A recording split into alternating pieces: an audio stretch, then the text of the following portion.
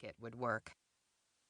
She wondered whether she'd gotten her jade green blouse back from the dry cleaners.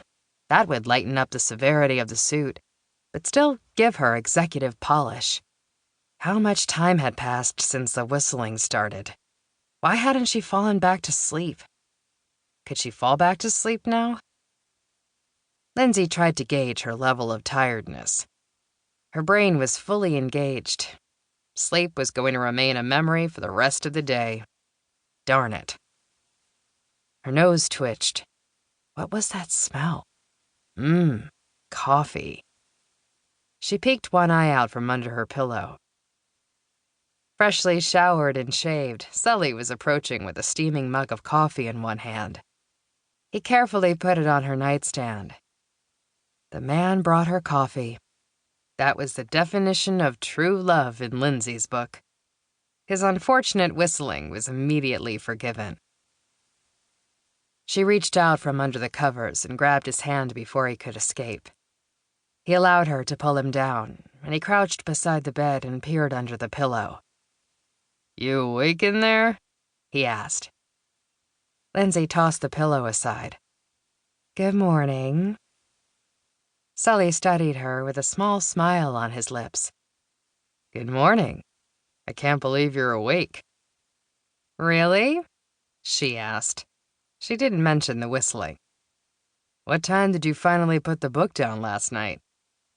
Lindsey glanced at the floor, where the book she'd been reading had landed when she'd fallen asleep. 1:30, maybe 2. "In the morning?" Sully asked. He ran a hand through his reddish-brown hair, making the curly waves stand on end. "I was suffering from OMC syndrome," she said. "OMC, is that some sort of insomnia?" "Sort of. It stands for one more chapter." "Book nerd," Sully teased. Then he leaned forward and kissed her on the nose before standing up. Lindsey yawned. "Yes, I am, and I have no regrets, not even for missed sleep. The book was that good." "Is that another made-up word?" he asked. Lindsey nodded. "Fine, then here's one for you. If you don't get moving, you're going to have to break the readometer to get to work on time. It's already 8:15. "What? I thought it was 5. You always get up at 5. "Not today," he said. "I have a late boat tour. Plus, I was tired because somebody keeps their light on into the wee hours of the morning." "Gah!" Lindsey lurched from the bed, dislodging her dog Heathcliff from where he was resting his head on her knee. She grabbed the hot mug of coffee and slurped some as she hurried into the bathroom, slamming the door behind her. "You look awful. Like someone left you out in the rain, tossed you on the floor of their car, where you were stepped on for a few months, and then they stuffed you in the book drop and pretended they had no idea how you got into such bad shape," Beth Barker said. She stared down at Lindsey, who was sprawled on the couch in the afternoon room at the back of the library. "Gee, thanks," Lindsey said. She opened her eyes and glanced at her best friend, who was also the children's librarian. "That means so much coming from a woman who is dressed like a pigeon."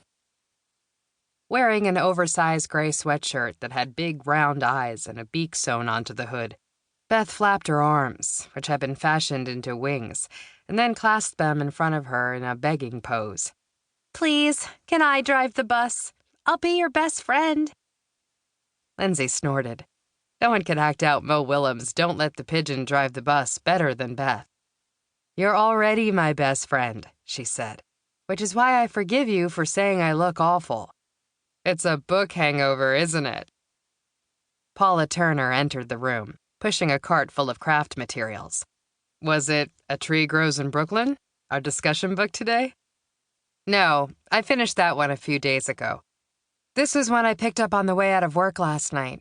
I couldn't put it down," Lindsey admitted. "That's the worst. The best, but also the worst," Beth said. She plopped down on the couch. Lindsey draped her arm over her eyes.